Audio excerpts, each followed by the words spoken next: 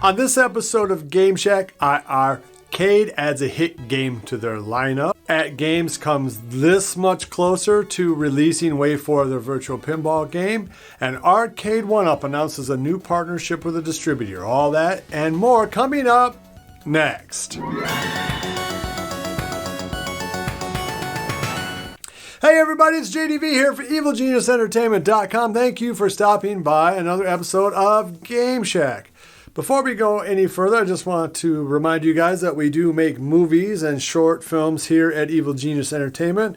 So if you have a couple of seconds, why don't you go ahead and check those out. Okay, so let's get into the news for this week as we wrap up the third week of March. We're almost a quarter of the way through 2021, if you can believe that. And I guess to start off, iiRcade has added Dead Cell, a side-scrolling retro fantasy game that hit consoles about 2 years ago.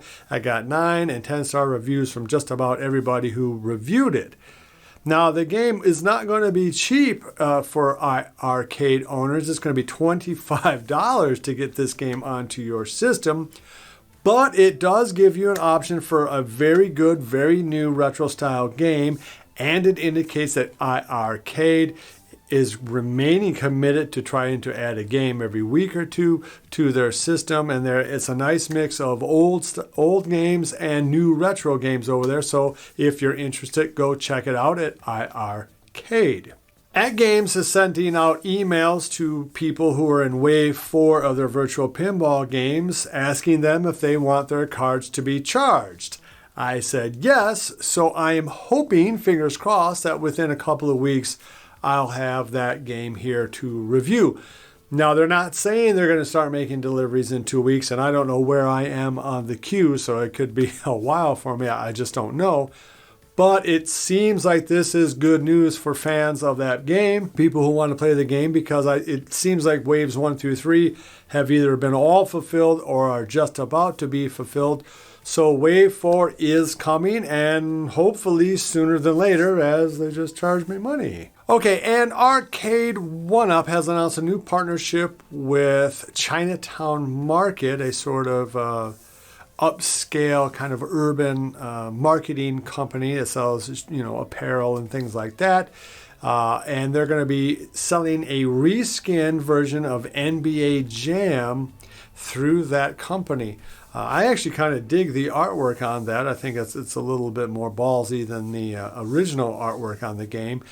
But what I don't like is the fact that it's cost $200 more than the version that you can go buy at Walmart. Now, I'm not exactly sure why charging that much more money into a new market potentially makes a whole lot of business sense, but that's what Arcade1up is doing. Now, they've already taken some static from kind of bread and butter fans like us, wondering, well, why are they doing this, spending their resources on something like this when there are other games that people are still waiting for? And the answer to that, I think, is just because they're trying to expand the market as much as they can, come what may. This becomes, I believe, the 5th game now that Arcade1up is charging $600 for. You have the stand-up version of Outrun, which is going for $600. And all 3 versions of their pinball games are now $600 at GameStop and, of course, at Best Buy.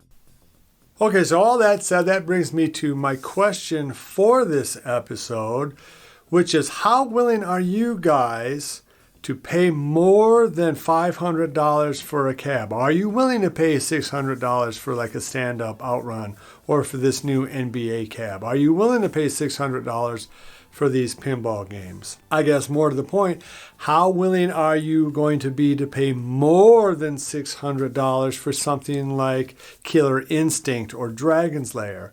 And do you think Arcade1up is going to start passing the $600 barrier, so to speak, or are they going to kind of cap it off there and then everything will be kind of tiered pricing in between there? Personally, I hope that Arcade1up does issue out the rumored $300 versions of their legacy games to Walmart later this year, without Riser and Lit Marquee. I'm very much for the idea of people who are not wealthy being able to get into this hobby And at $300, I think that people can start to get into this hobby.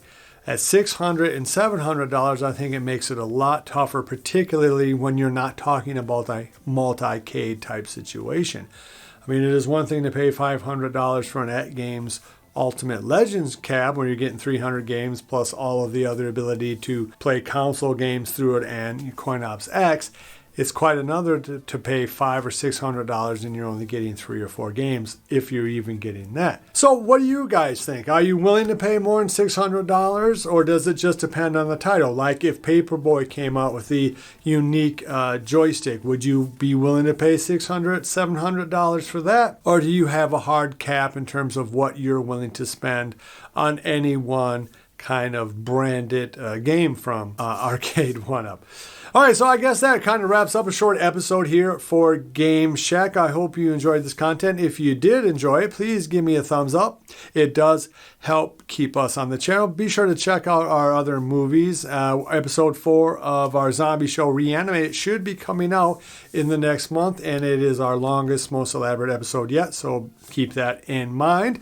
Love each other, and until next time, I'll see you guys in the Game Shack. Mwah! Differentiate.